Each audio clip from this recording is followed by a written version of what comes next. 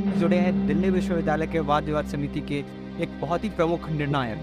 पंकज पहले पीजी कर रखा है और साथ ही साथ इन्होंने बहुत ही समाज के एक सहनशील मुद्दा रावण के ऊपर रिसर्च होती है, विमर्श की। और जब तक विमर्श एक सार्थक विमर्श नहीं तब तक हो सके।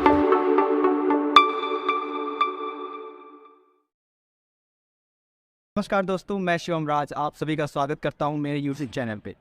आज हमारे साथ जुड़े हैं दिल्ली विश्वविद्यालय के वाद विवाद समिति के एक बहुत ही प्रमुख निर्णायक पंकज दसकंटी सर, जिनकी परिचय अगर मैं संक्षिप्त में देना चाहूँ तो इनके परिचय में बस मैं इतना कहना चाहूँगा कि इन्होंने पहले पीजी कर रखा है और साथ ही साथ इन्होंने बहुत ही समाज के एक सहनशील मुद्दा रावण के ऊपर रिसर्च कर रखा हुआ है।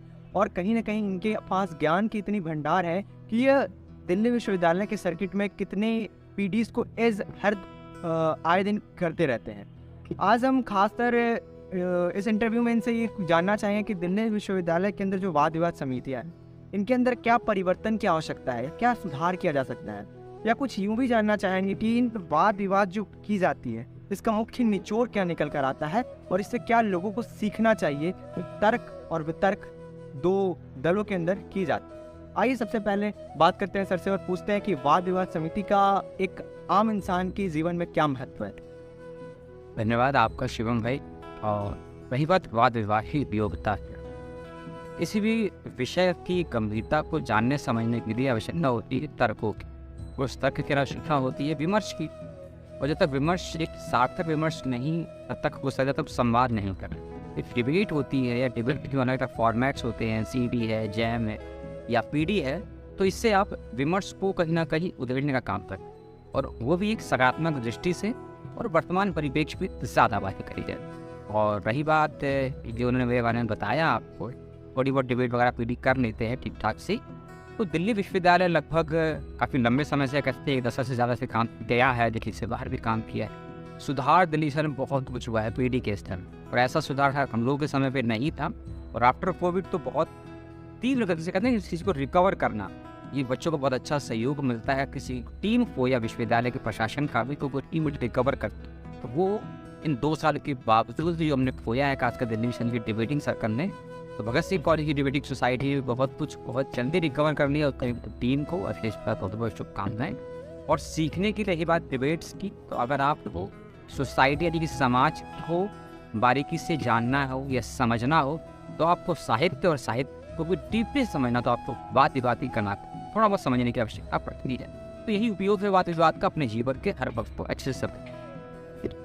जैसा कि सर ने बताया कि वाद विवाद के ये साहित्य का बहुत बड़ा मान, लेकिन वर्तमान परिप्रेक्ष्य में अगर हम बात करें तो आज का जो युग है वो कहीं ना कहीं वैज्ञानिक विषयों के ऊपर ज़्यादा चर्चा करने में अपनी रुचि दिखा रहा है और साहित्य से वो पीछे हटता जा रहा है। वो कहीं ना कहीं साहित्य के अंदर ऐसा एक नज़रिए से देख रहा है कि साहित्य में अगर हम जा रहे हैं तो हम अपने भविष्य को कहीं ना कहीं अंधकार की तरफ धकेल। सर पे से मैं पूछना चाहूँगा कि किस तरह से जो युवा वर्ग है उसे हम साहित्य की तरफ आकर्षित कर सकते हैं और साहित्य का महत्व उनके अंदर हम ला सकते हैं। जहाँ रही युवाओं की बात और साहित्य की बात, तो साहित्य आज परिवर्तन की मांग कर रहा है, लेकिन जब साहित्य और साहित्यकार अपनी लेखनी में परिवर्तन करने की इच्छा नहीं रखते हैं तब साहित्य कहीं ना कहीं कुपरंपराओं का रूप लेगा, रूढ़ी बोल दे। तो साहित्य जो भी लिख रहे हैं, जो भी पढ़ रहे हैं, तो लिखने वालों को भी चाहिए कि नए तरीके से लिखें, और जो पढ़ रहे हैं कि आज का युवा बहुत चीज़ों को जल्दी शॉर्टकट में चाहता है, एक्सेस बहुत सुलभ है और कई माध्यम से। तो साहित्यकारों को और साहित्य के जो विषय हैं उसको बदलने की बेहद आवश्यक है। आज के साहित्य का केंद्र का जो नायक है वो आपको मैथोलॉजी से निकल कर लाना। आज के साहित्य का केंद्र एक रिक्शा वाला भी हो सकता है, एक जनजाति समाज का व्यक्ति भी हो सकता है, एक ऐसे समाज का वर्ग भी हो सकता है जिसे हम पिछड़ा वर्ग कह देते हैं, महिलाओं को कह देते हैं, या फिर ऐसी महिलाओं को कह देते हैं जो लिपस्टिक लगाने से पहले भी कई बार सुन सुनिए। और हम ऐसे बच्चों के बारे में भी हम साहित्य लिखते हैं, बाल साहित्य बोलते हैं, जो प्रेमचंद ने कभी कोशिश की होगी, लेकिन आज वो साहित्य कहीं ना कहीं लुप्त होता जा रहा है। बाल मनोविज्ञान विषय है, तो साहित्य के विषय को बदलने की आवश्यकता है, क्योंकि आज का युवा बहुत एडवांस हो गया है। वो आज के साहित्य से इसीलिए भी लगाव उसका ज़्यादा बढ़ रहा है क्योंकि वो वैज्ञानिकता देखता है और साहित्य को अपने से जोड़ने की कोशिश करता है। साहित्य की अच्छी विधा आई है शायरी, गज़ल।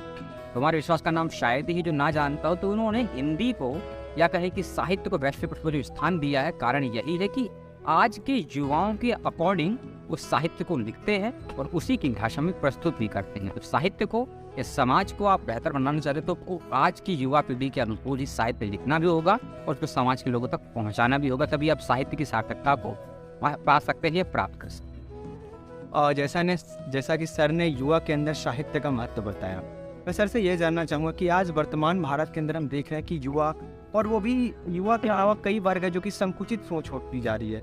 कुछ खास बस विषयों पर उनके अंदर कट्टरता की सोच आ गई।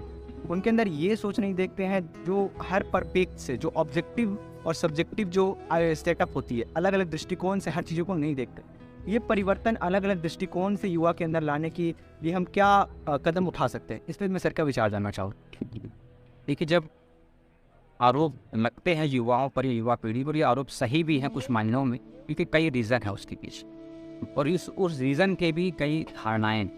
अगर आपको लगता है कि युवा किसी विशेष विचारधारा से ग्रस्त है या किसी पार्टी का, किसी संप्रदाय का उस पर थोड़ा हावीपन दिख रहा है हमको, तो हमको देखना होगा उस युवा वर्ग का व्यवहार और वातावरण कैसा रहा, उसकी साइकोलॉजिकल कंडीशन कैसी रहेंगी, उसका ट्रेनिंग कैसा रहा है और किस संगति में रहा है। का संगति का बहुत असर पड़ता है किसी भी चीज़ को बदलने के लिए, पॉजिटिव हो या नेगेटिव।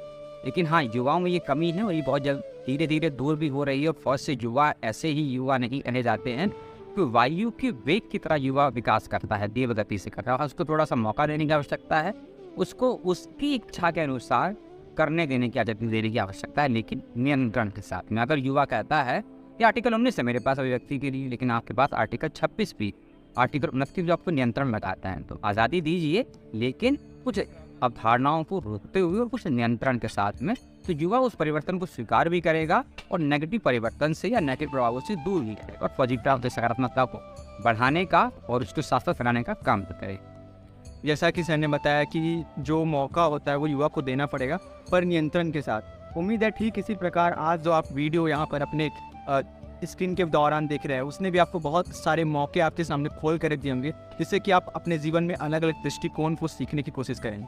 इसी के साथ इस वीडियो के पे